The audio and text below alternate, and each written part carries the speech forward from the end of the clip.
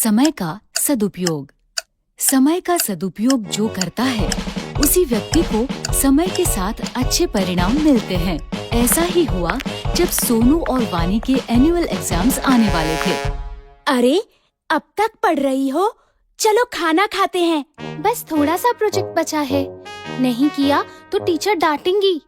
और अगले वीक से एग्जाम्स भी तो शुरू हो रहे हैं। वानी बहुत ही मेहनती और समय का सदुपयोग करने वाली बच्ची थी, जबकि उसका भाई सोनू बहुत ही लापरवाह और शैतान बच्चा था। हर काम कल पर टालता था। तुम्हारा प्रोजेक्ट हो गया? अभी से प्रोजेक्ट? वो तो 6th पीरियड में देना है। अभी भी 2 पीरियड बचे हैं। मैं झट से कर लूँगा। अब जल्दी आओ, भूख लगी है और खेलना भी है। अरे सुनो, रुको, नहीं करोगे तो टीचर डांटेंगी।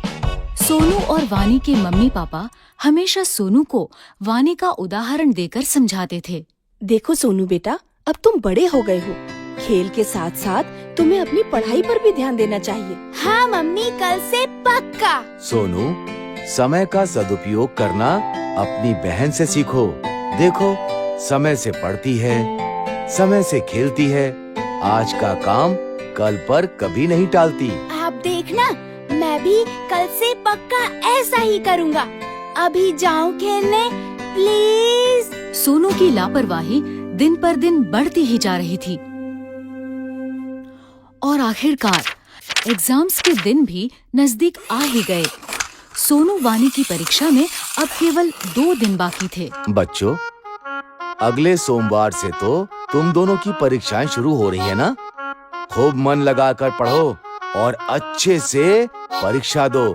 सोनू, मुझे तुम्हारी बहुत चिंता हो रही है बेटा। तुम हमेशा आज का काम कल पर टाल देते हो। पढ़ाई कल पर नहीं टालना। वानी की तरह सभी पाठ समय से पढ़ लेना, ठीक है? अरे पापा, परीक्षा में अभी पूरे 2 दिन बाकी है। मैं झट से पढ़ लूँगा सब कुछ। अभी तो मैं खेलने जा रहा हूँ। जब तक खेलूंगा नहीं, तब तक पढ़ाई भी समझ नहीं आएगी।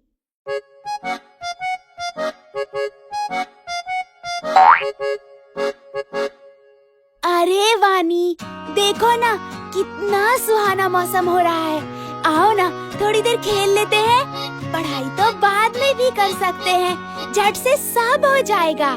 हाँ, मौसम तो सुहाना है, लेकिन मुझे मेरा पाठ पूरा करना है। कल परीक्षा है। इस मौसम में तो खेलने का मजा ही कुछ और है। तुम पढ़ती रहो, मैं तो चला खेलने। कुछ देर बाद वानी ने देखा कि सुहाना मौसम धीरे धीरे आंधी तूफान का रूप ले रहा है और काले बादल उमड़ रहे हैं, मानो बारिश कभी भी हो सकती है। बारिश का मौसम देख वानी को चिंता होने लगी कि अगर बारिश आ गई तो उसका पाठ कैसे पूरा होगा, क्योंकि बारिशों में अक्सर घर की बिजली कट जाती है। उसने सोनू को आवाज दी। सोनू, सोनू सुनो, मौसम देख के लगता है बारिश होने वाली है। शायद रात को बिजली भी कट जाए। खेलना छोड़ो और आकर अपना पाठ पूरा कर लो, वरना कल परीक्षा में क्या लिखोगे? चिंता मत करो वानी, अभी तो दोपहर ही हो रही है। रात को बैठकर मैं फटाफट सब खत्म कर लूँगा। बिजली नहीं जाएगी, बल्कि बारिश के बाद पढ़ने में और मजा आएगा। अच्छा, मैं जाता हूँ, मेरी बैटिंग आ गई। सोनू देर शाम तक खेलता ही रहा, लेकिन उसकी चिंता तब बढ़ी जब अचानक से बारिश शुरू हो गई। सोनू बुरी तरह घबरा गया और घर लौटा, जहाँ आकर उसने देखा घर पर ही नहीं बल्कि पूरे गांव में बिजली नहीं है। ये देखकर सोनू जोर जोर से रोने लगा। कल परीक्षा में मेरा क्या होगा? मैंने तो एक पाठ भी नहीं पढ़ा और अब तो बिजली भी नहीं है। मैं तो फेल हो जाऊंगा। मैंने कहा था ना, अपना पाठ समय से पढ़ लो।